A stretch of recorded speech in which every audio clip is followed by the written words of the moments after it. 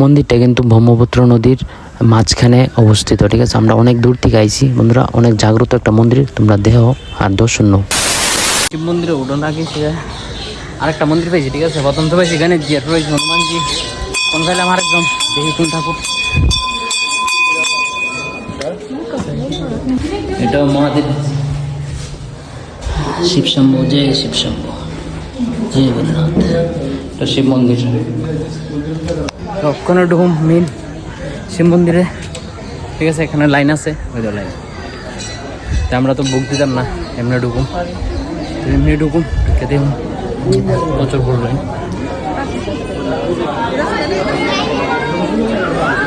ত্রিশূলটা কিন্তু সেরা, হয়তো কত বড় বড় ত্রিশূল।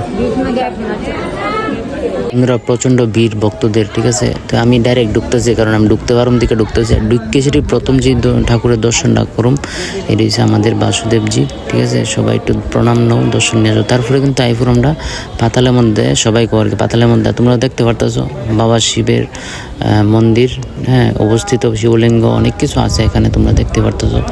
আমি তো সব জানি না, কারণ এখানে কিন্তু প্রচণ্ড ঠান্ডা, কেলিগা চারিদিকে কিন্তু ব্রহ্মপুত্র নদীর ঘেরাও, আমরা কিন্তু নদীর মাঝখানে আইছি।